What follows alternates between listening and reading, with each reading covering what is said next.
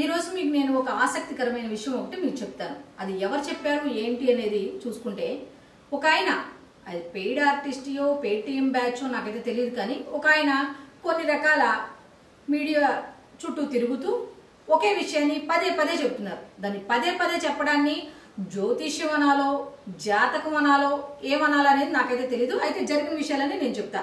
ఇప్పుడు ప్రస్తుతం హాట్ గా ఉన్న టాపిక్ లో ఒకటి ఏంటంటే పులివెందులో జెడ్పీటీసీ ఎన్నిక జరగబోతోంది అనేది హాట్ టాపిక్. అయితే అక్కడ గెలిచేది మాత్రం వైఎస్ఆర్సీపీ క్యాండిడేట్ మాత్రమే అని చాలా స్పష్టంగా చెప్తున్నారు. ఎవరు? నేను ఇందాక చెప్పాను కదా, ఒక పేటీఎం బ్యాచ్ కి చెందిన ఆయన అని చెప్పి ఆయన అయితే పక్కాగా చెప్తున్నారు. ఒకవేళ ఆయన చెప్పినట్టు అది నిజమేనా అంటే గతంలో కూడా ఆయన చెప్పిన మనం గుర్తు చేసుకోవాల్సిన బాధ్యత ఉంది కదా. ఏమో వైఎస్ఆర్సీపీ ఒకవేళ గెలిచిందే అనుకో, మనకు తెలీదు గెలిచిద్దా ఓడిద్దా ఎవరు వస్తారా అనేది మనం ఎవరో చెప్పలేం. ఆయన అయితే పక్కాగా చెప్తున్నారు. మరి గతంలో ఆయన ఏం చెప్పారనేది కొన్ని రకాల పాయింట్లు ఇప్పుడు నేను మీ ముందుకు తీసుకొస్తా. ఫస్ట్ పాయింట్, తెలంగాణ ఎన్నికల్లో రేవంత్ రెడ్డి ఎమ్మెల్యేగా కూడా గెలవలేడు, మళ్ళీ కేసీఆర్ సీఎం అవుతాడు అని అన్నారు. అంటే అర్థం ఏంటి? ఇప్పుడు సీఎం ఎవరు? కేసీఆర్ రేవంత్ రెడ్డా?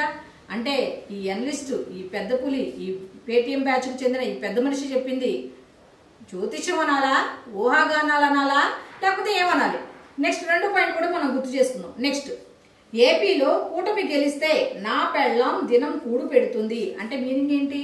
ఈయన చచ్చిపోతాడా, లేకపోతే ఈయన చంపేస్తారా, లేకపోతే ఈయన బతకనివ్వరా? అయితే కూటమి ప్రభుత్వం గెలవదా? అలాగే అందరూ వచ్చి నా ఫోటోకి దండేసి పొండి అన్నాడు. మరి దండేసి పొండి అంటే ఇప్పుడు ఈయన ఎవరితో మాట్లాడుతున్నట్టు? ఈయన మనిషి రూపంలో మాట్లాడుతున్నారా, లేకపోతే ఆత్మ రూపంలో మాట్లాడుతున్నారా? అంటే గెలిచింది కూటమి ప్రభుత్వమే, మరి యాక్చువల్గా అయితే ఇతను ఉండకూడదు కదా, మరి ఉన్నాడు కదా అంటే ఇతను చెప్పింది అవాస్తవం అని తెలిపోయింది. నెక్స్ట్ 3వ పాయింట్, ఐపీఎల్లో ఎస్ఆర్హెచ్ టీం కప్పు కొడుతుంది అన్నాడు. సెమీఫైనల్లోనే ఏం జరిగిందో మీరు చూసారు కదా. ఇది ఆయన జాతకం. అయితే దీనిని బట్టి మీకు ఏం అర్థమైందో కామెంట్ చేయండి. ఇంకొక పాయింట్ కామెంట్ చేసే ముందు నేను మీకు ఇంకో పాయింట్ గుర్తు చేస్తా.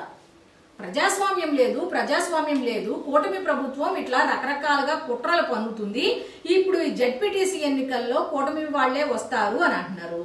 అసలు యాక్చువల్ గా చెప్పాలంటే ఏ పార్టీకి వాళ్ళైనా ఎవరిని సపోర్ట్ చేసుకుంటారు? తమ సొంత వాళ్ళని ప్రమోట్ చేసుకుంటారు. వాళ్లే గెలవాలంటారు, లేకపోతే మా వాళ్ళని గెలిపించండి కోరుతారు. మరి జగన్మోహన్ రెడ్డి గారు పులివెందుల పులి అంటారు కదా, మరి ఆయన ఎందుకని ఇంతవరకు మా జెడ్పీటీసీని గెలిపించండి, మా క్యాండిడేట్ ని గెలిపించండి, ఆ సీటు మాదే, ఆ స్థానం మాదే అని ఒక్క చోట కూడా ఎందుకు మాట్లాడలేదు?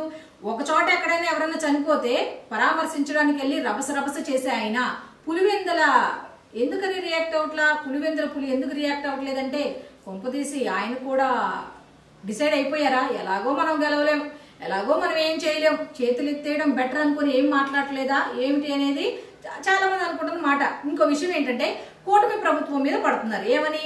కూటమి ప్రభుత్వం అప్రజాస్వామికంగా వ్యవహరిస్తోంది, ప్రజాస్వామ్యం అనేది కూటమి ప్రభుత్వంలో లేదు అంటున్నారు. మరి ఆనాటి కాలంలో ఎంతమంది నామినేషన్లు వేశారు? ఎవరైనా వేయటానికి వెళ్ళనిచ్చారా? మరి ఇప్పుడు మీ లక్కీ నెంబర్ 11 మంది నామినేషన్లు వేశారు. మరి ఇది ప్రజాస్వామ్యం ఉన్నట్టా లేనట్టా అనేది మీ విజ్ఞతగా వదిలేస్తున్నామని చాలా మంది చెప్తున్న మాట.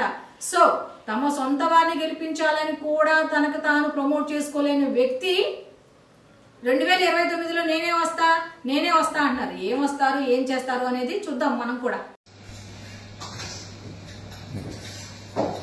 అందరికీ నమస్కారం. ఒక్క జెడ్పీటీసీ ఉప ఎన్నిక కోసం వైఎస్ఆర్ కాంగ్రెస్ పార్టీ తర్వాత అధ్యక్షుడైనటువంటి జగన్మోహన్ రెడ్డి గారు దాదాపు 100 కోట్లు ఖర్చు, ఇప్పటికీ డబ్బులు పంచుతూనే ఉన్నారు. ముక్కు పుడకలంట, చీరలంట, ఏమేం తాయిలాలు కావాలంటే అవన్నీ ఇస్తూ, అంటే ఒక చిన్న జెడ్పీటీసీకి దీనికోసం ఎక్కడ ఇదైతుందో, ఎక్కడ ఏమన్నా అయితే తెలుగుదేశం పార్టీ పుంజుకుంటుందని తమ అవినీతి సొమ్ములోంచే, అది లిక్కర్ స్కామ్ కావచ్చు, శాండ్ స్కామ్ కావచ్చు, మొత్తం అవినీతి సొమ్మునంతా కూడా ఈ పులివెందుల జెడ్పీటీసీ ఎన్నిక కోసం కుమ్మరిస్తున్నారు. ఒక రకంగా కుండపోత మాదిరి.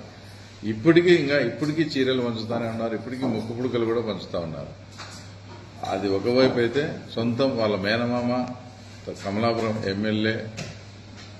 కమలాపురం మాజీ ఎమ్మెల్యే అలాగే జిల్లా పార్టీ అధ్యక్షుడు అయినటువంటి వాళ్ళ మేనమామ రవీంద్రనాథ్ రెడ్డి పోలింగ్ సిబ్బందిని బెదిరించి మాకు అనుకూలంగా చేయకపోతే మీ అంతు చూస్తా, వచ్చేది మా గవర్నమెంట్ అని బెదిరిస్తూ ఒకవైపు బెదిరిస్తూ పోలీసు అధికారులను ఫస్ట్ ప్రలోభ పెట్టడం, అది వినకుంటే బెదిరివ్వడం, ఇన్ని రకాలుగా దౌర్జన్యాలు ఆకృత్యాలు చేస్తూ మేము ఈసారి మొట్టమొదటిసారిగా 35 ఏళ్లలో తొలిసారిగా ప్రజలు ఎవరి ఓటు వాళ్ళు వేసుకునే విధంగా స్వేచ్ఛాయుత వాతావరణంలో 11 నామినేషన్లు వేపించి ఈరోజు ఎలక్షన్లో మేము ప్రజాస్వామ్యబద్ధంగా పోటీకి దిగుతామంటే ఎక్కడ పులివెందుల్లో ప్రజాస్వామ్యబద్ధంగా పోటీ జరిగితే మాకు ఓట్లు రావేమో అని మా మీద వాళ్ళ ఇష్టం వచ్చినట్టు వాళ్ళ సొంత మీడియా ఉందని అంత దుష్ప్రచారం, మేమేదో దుర్మార్గాలు చేస్తానట్టు అంతా చూపించే లాస్ట్కి అసలు విషయం ఇప్పటికీ అవినీతి సొమ్ముతో 100 కోట్లు దాదాపు ఈరోజు ఖర్చు పెట్టడం జరుగుతోంది. ఎవరు మీరు ఎన్ని ప్రయత్నాలు చేసినా పులివెందుల ప్రజలకు ఇప్పుడు అన్నీ తెలుసుకున్నారు. రేపు జరగబోయే ఎలక్షన్స్లో, రేపు జరగబోయే పోలింగ్లో తప్పకుండా ప్రజలు మా వైపే ఉన్నారనేది యావత్ ప్రపంచానికి కూడా తెలుస్తుంది. తర్వాత మీరంతా కూడా ఇప్పుడే చూసినారు, హైకోర్టులో కూడా ఒక తీర్పు కూడా రావడం. అంటే మేమేదో పోలింగ్ బూత్లు మార్చామని, అటు ఇటు చేశామని, మేమేదో కావాల్సిగా ఇదంతా చేశామని ఒక 4 రోజుల నుంచి అవినాష్ రెడ్డి కావచ్చు, వైఎస్ఆర్ పార్టీ వాళ్ళు కావచ్చు, సాక్షాత్తు జగన్మోహన్ రెడ్డితో సహా ఏదో పోలింగ్ బూత్లు మార్చేశారు, అటు మార్చారు, ఇటు మార్చారు అని చెప్పి ఇది చాలా అన్యాయం, చాలా దారుణం అని చెప్పి లాస్ట్కు ఈ రోజు లంచ్ మోషన్ లో హైకోర్టుకు కూడా వెళ్లడం జరిగింది. హైకోర్టు క్లియర్ గా ఈ స్టేజ్ లో మేము జోక్యం చేసుకోవడం కరెక్ట్ కాదని కూడా తీర్పిచ్చింది. అంతకుముందు 3 రోజుల కిందట ఈ విషయం ఏదైతే మా దృష్టికి వచ్చిందో ఇదంతా కూడా ఎలక్షన్ కమిషన్ వాళ్ళు స్లిప్పులు, మీ ఓటు పలానా బూత్ లో ఉందని స్లిప్పులు అంతా పంచిన తర్వాత ఆ స్లిప్పులు తీసుకున్న ఓటర్స్ మా దృష్టికి తీసుకొని వచ్చారు. ఇది మా బూత్ లో ఇట్లా జరిగింది, ఇట్లా జరిగిందని. అప్పటి నుంచి మేము ప్రయత్నం చేస్తూనే ఉన్నాం.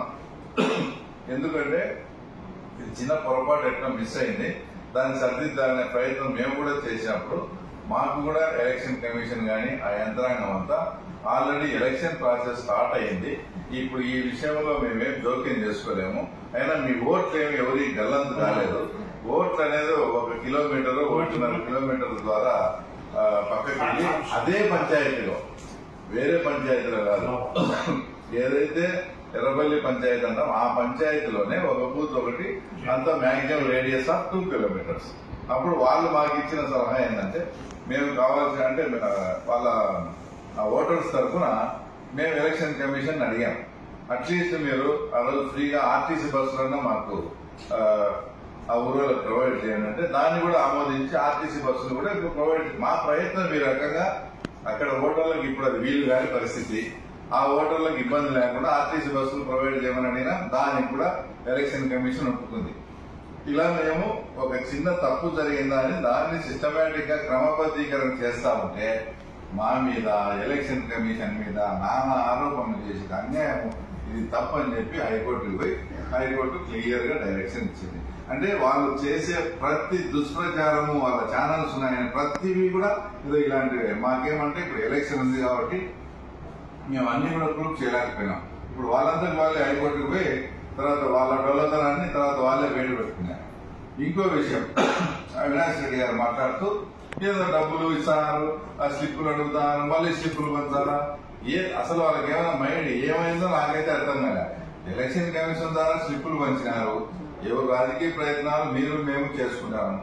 దాంట్లో ఎటువంటి పరిస్థితిలో ఈ రోజు కూడా కోర్టులో అడిగింది ఏంది, వాళ్ళు ఈ 6 బూతులు మాట్లాడండి ఎలక్షన్ పోస్ట్ పోన్ చేయమని వాళ్ళ అంటే వాళ్ళు హైకోర్టు అడిగింది.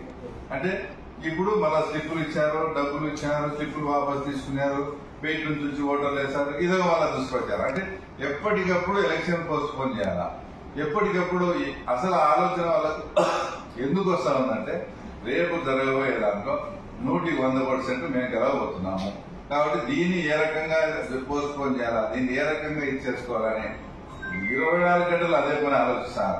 ఈ రోజు మేము డబ్బులు ఇచ్చామంట, ఇదని ఏందేందో మాట్లాడతాను. అవినాష్ రెడ్డి గారికి సూటిగా ఒకటే ఛాలెంజ్, మేము ఇచ్చినామా ఇలేదనేది పక్కన పెట్టేసి నువ్వు స్ట్రైట్ గా నిన్ను అడుగుతానా, మీరు నన్ను యేసుక్రీస్తు మీద ప్రమాణం చేసి చెప్పండి, మీరు డబ్బులు ఇవ్వలేదా, మీరు డబ్బులు ఇవ్వలేదని ఆయన మీద ప్రమాణం చేసి ఇట్లా మేము ఎలక్షన్ డ్రాప్ అవుతాం. ఎందుకు ఇట్లా నోటికి ఏది వస్తే అని మాట్లాడుకుంటే అవతల మీద గురించి నువ్వేదో పద్ధతితో అయితే ఏదో నువ్వు చెప్పేది కరెక్ట్ కాబట్టి ఏదన్నా మాట్లాడాలా. ఈ రోజు చెప్పు మళ్ళా యేసుక్రీస్తు మీద ప్రమాణం చేసి చెప్పు, నువ్వు డబ్బులు హోటళ్లకు డబ్బులు ఇచ్చి నువ్వు ప్రలోభ పెట్టావా లేదా? బుద్ధి ఏదన్నా నోటికి వచ్చేది క్లియర్ గా పులివెందుల మండలం ప్రజలు మాకు ఓటేసేదానికి చాలా స్పష్టంగా ఉన్నారు. ఏజెంట్లు కూడా వాళ్ళకి దొరకలేని పరిస్థితి. డైరెక్ట్ గా వాళ్ళకే చెప్తున్నారు, మా మండలానికి ఎరవల చెరువుకు నీళ్లు తెస్తున్నారు, అనేక సమస్యలు పరిష్కరిస్తామంటారు, ఇంకా 4 సంవత్సరాలు గవర్నమెంట్ ఉంది, మేము వాళ్ళతో పనులు చేయించుకుంటాం, మీరు ఎటు చేయలేకపోయారు అని ఏజెంట్లను కూడా పెట్టుకోలేని పరిస్థితిలో ఈరోజు ఉన్నారు. కాబట్టి దీన్ని ఎలాగైనా పోస్ట్పోన్ చేయాలా, దీని మీద ఏదో ఒకటి మా గెలుపు మీద కూడా ఏదో ఒకటి బురద జరగాలనే ప్రయత్నంలో హైకోర్టుకు పోయి అక్కడ దెబ్బతిన్నారు, డబ్బులు వచ్చినామని ఇట్లా దుష్ప్రచారం చేస్తున్నారు. ఏదేమైనప్పటికీ రేపు ప్రజలు ఒక అద్భుతమైన చారిత్రాత్మకమైన తీర్పు ఇవ్వబోతున్నారు.